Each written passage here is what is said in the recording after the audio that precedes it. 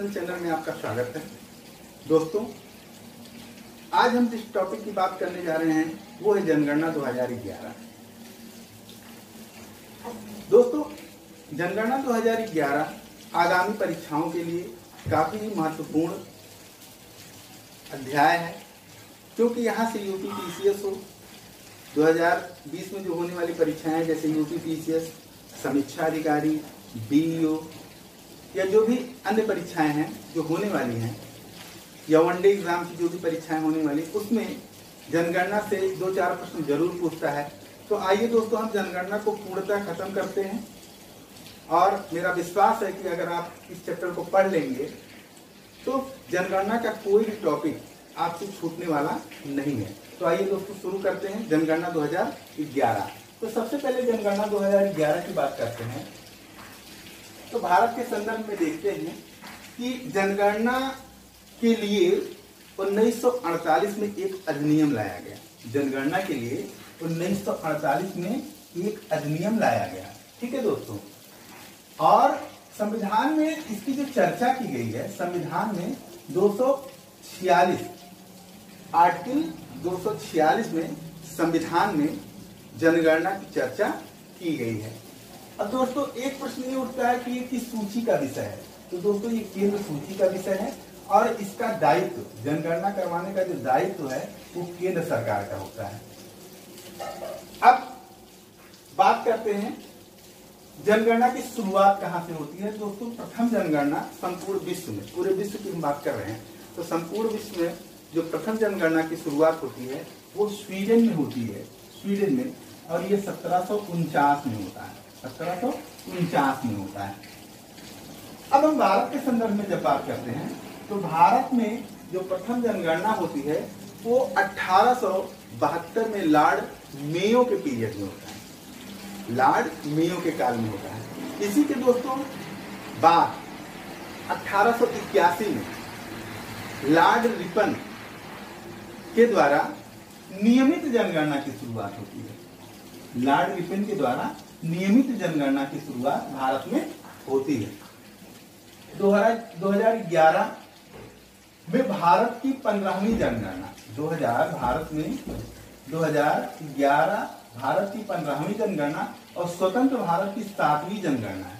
ये भी दोस्तों याद रखने का जो है विषय है कि स्वतंत्रता के बाद यह जनगणना 7वीं जनगणना है और शुरू से अगर लेके देखा जाए तो यह 15वीं जनगणना है। इसके बाद अगले पॉइंट पे आते हैं। तो भारत विश्व का सबसे युवा देश है, पूरे विश्व में सबसे युवा देश भारत है इस समय। और 2020 में, अर्थात जो चल रहा है 2020, ठीक है, इसमें जो औसत आयु है यहाँ के लोगों की वह 32 वर्ष हो गई है। तो ये भी दोस्तों एक बहुत अच्छी बात है, एक बहुत अच्छी बात है कि सबसे युवा देश है और इस समय हमारे अंदर जो कार्य क्षमता है देखा जाए तो सबसे ज्यादा है। अब इसके बाद अगले पॉइंट पे आते हैं। तो 2011 में भारत की कुल जनसंख्या 121.8 करोड़ की है, 121.8 करोड़ की है, जो कुल विश्व की जनसंख्या का 17.5% है। अर्थात विश्व में जनसंख्या में भारत की भागीदारी 17.5% की है।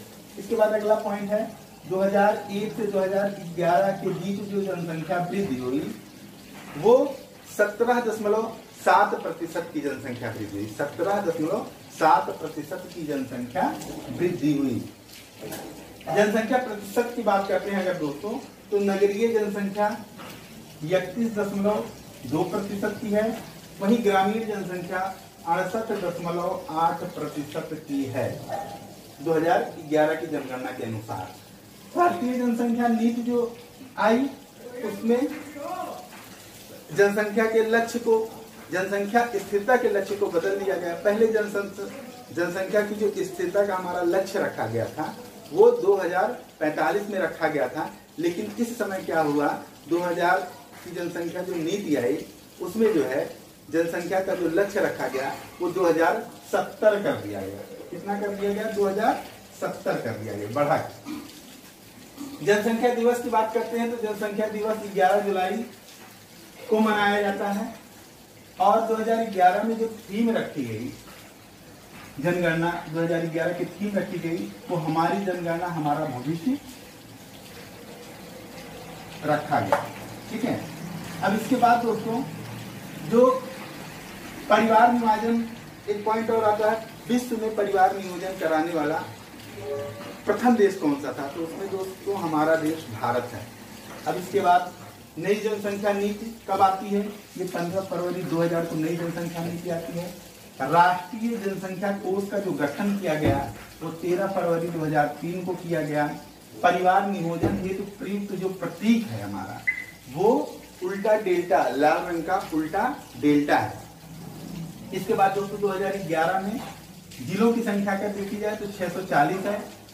अगर सन शुभंकर देखा जाए 2011 का तो प्रगणक शिक्षिका है, प्रगणक शिक्षिका। विभाजन वर्ष की बात की जाए पूरी जनगणना के दौरान, पूरे जो शुरू से होती आ रही है जनगणना, तो उसमें 1911 से लेकर 1921 तक है। महाविस्फोटक काल की अगर बात करी जाए तो दोस्तों 1951 से लेके 1951 से लेके 1981 तक का काल जो होता है वो महाविस्फोटक काल कहा जाता है जनगणना पीरियड में। अब इसके बाद सर्वाधिक जनसंख्या वृद्धि करने वाला जिला, ये एक महत्वपूर्ण टॉपिक है, ये प्रश्न पूछा जा सकता है और हो सकता है दो परीक्षाओं में पूछा गया।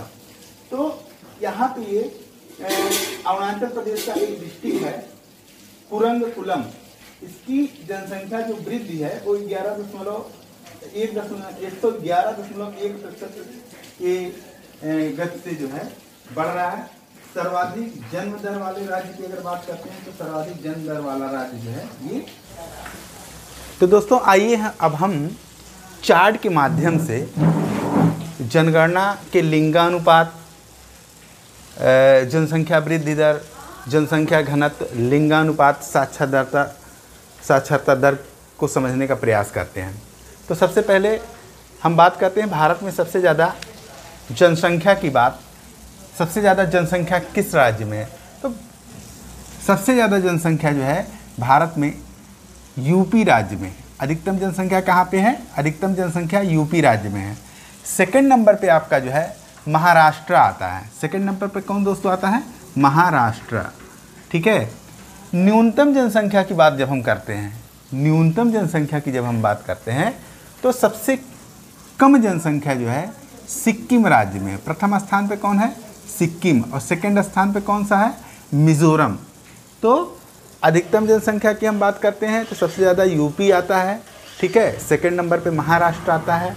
और न्यूनतम जनसंख्या की बात करते हैं तो सबसे ज़्यादा जो है, सबसे न्यूनतम जनसंख्या जो है सिक्किम की है, और इसके बाद जो है सेकंड नंबर पे मिज़ोरम आता है दोस्तों।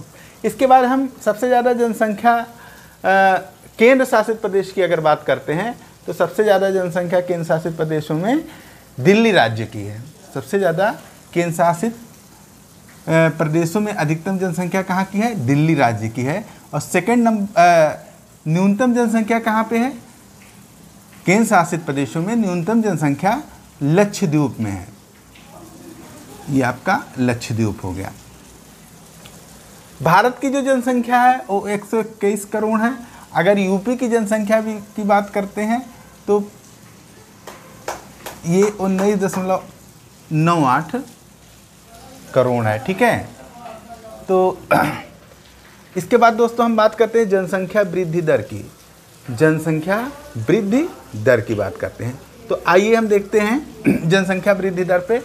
तो सबसे ज़्यादा राज्यों की बात हम करते हैं तो सबसे ज़्यादा जनसंख्या वृद्धि दर देखी गई है वो जो है मेघालय में देखी गई है। कहाँ पे दोस्तों, मेघालय में। सेकंड नंबर पे कौन रहा है, अरुणाचल प्रदेश रहा है। सेकंड नंबर पे अरुणाचल प्रदेश रहा है।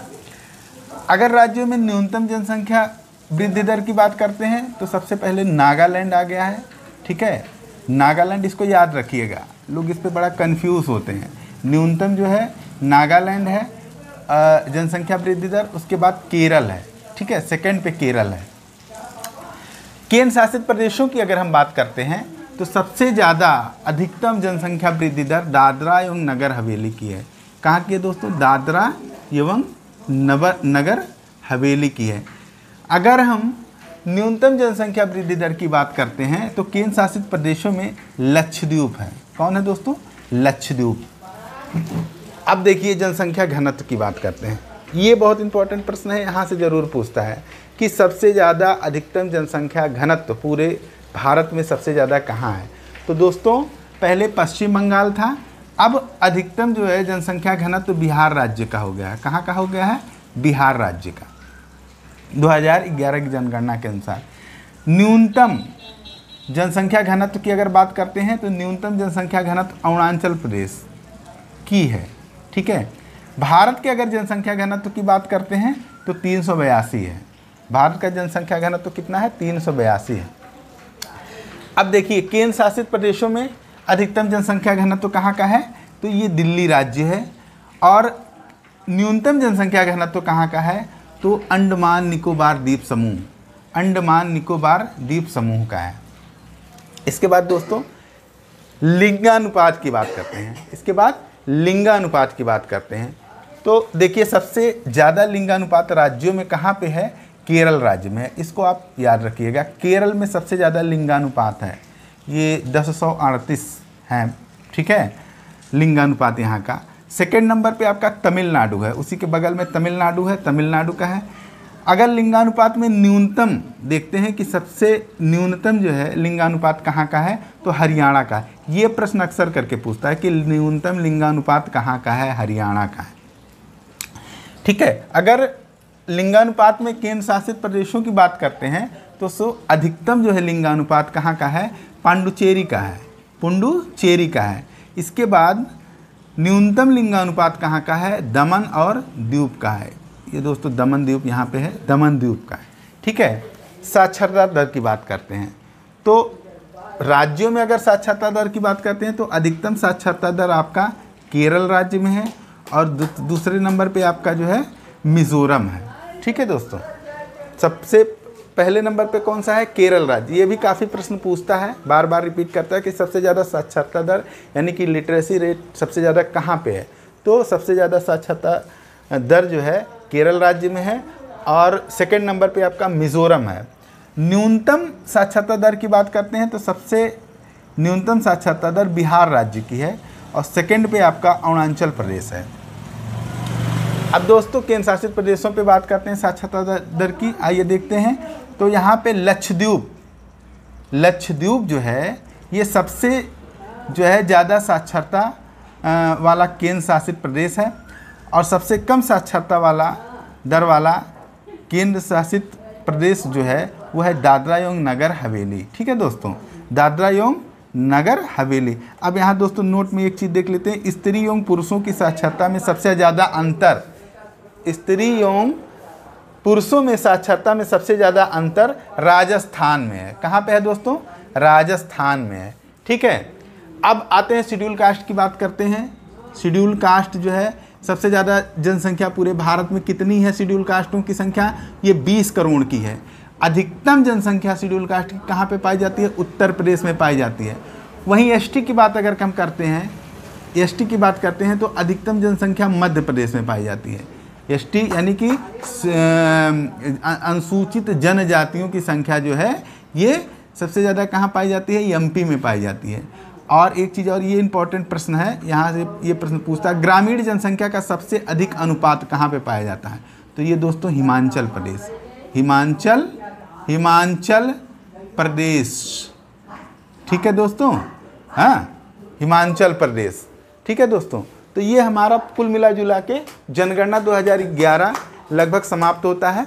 ठीक है, इसको आप मैप, इंडिया का मैप रख के आप जो है उसको पढ़िएगा। ये आपको मेरे ख्याल से बहुत अच्छी तरह से समझ में आ जाएगा। आपका कोई भी प्रश्न यहाँ से छूटेगा नहीं। ठीक है, धन्यवाद।